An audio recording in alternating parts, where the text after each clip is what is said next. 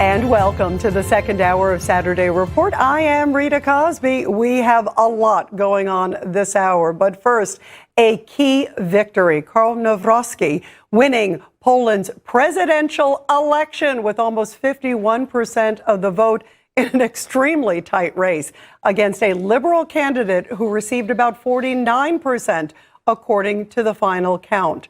Trump-backed Nawrockiego will succeed the great President Andrzej Duda, whose term ends in August. Now, Nawrockiego's win is setting the country on a more conservative course and will keep the very close ties with the Trump administration.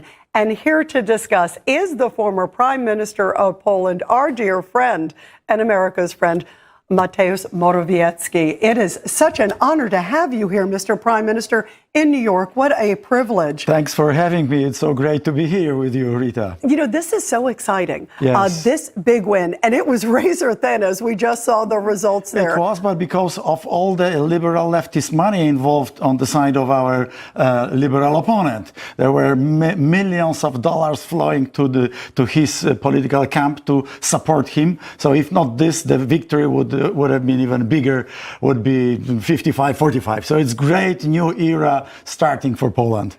Tell us about Nawrockiego. He's an interesting guy, a young guy. He's 42 years old. 42 years old. Former boxer. Tell us who he is with the world.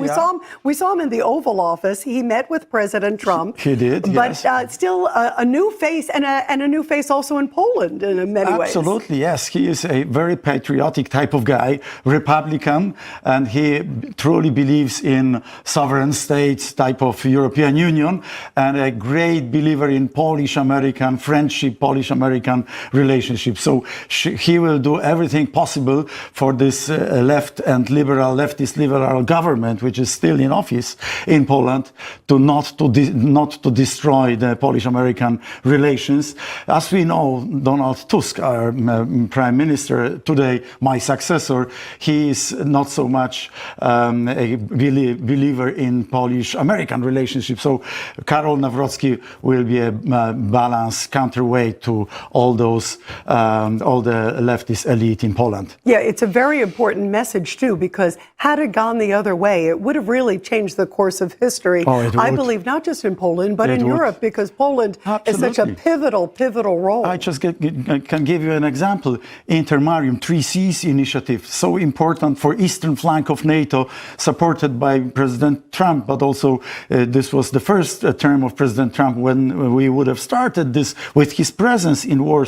And this current government, my successors, completely stopped and boycotted this project, which is completely wrong, not in line with our strategy, not in line with the security requirements. So now Karola Nawrockiego will be able to reinvigorate this project. This is why I'm so enthusiastic about his victory. You know, I'm very sentimental to see you because, of course, my father was a Warsaw uprising. Your father, by the way, was a great hero in solidarity in the movement. Yes. You were a student, a protester too yourself. That's correct. I'm so proud of my father, but I'm also so proud of your father. He was a freedom fighter in Poland and great man. Which is why I care so much about the country too. And you talked about President Trump doing that speech. I think about when he did the speech there, and it was, of course, in that very pivotal area right near the sewer where my father escaped. He talked about the history of Poland and how Poland's always been first to fight, to stand up against freedom. The new president who's coming in August, Karola Nawrockiego, he is from the Institute of National Remembrance. He appreciates this history. Talk about how important that is for Poland, but also for America, to that bond. That's very important, Rita. I can tell you, but history is very important, but the future is even more important for him, for us. And what's very important about him is that he would understand completely how important the geopolitical shifts are, which we face today. We know that the United States has to revert a little bit to Indo-Pacific area, and and this is why the resources are always scarce, and this is why the United States needs such an indispensable ally as Poland. And this is while I was Prime Minister, we were able to dedicate the highest amount of money on defense amongst all the 32 member states of NATO. And it's so important to continue this, but I regret to say that my successors now are not so much into nurturing the Polish budget and keeping an eye on the Polish budget, and they have the biggest budget deficit in the recent times, and this worries me as well. Well, it shows what a difference elections make, as you talk about, and how pivotal the course would have been. You talked about also the expenditure. I know it's 4.2%. Yes. The goal is 5%. I can't think of a more important area, especially right now. It's something President Trump has pushed for, too. Yes. But you are right there, as I have been to Poland many times.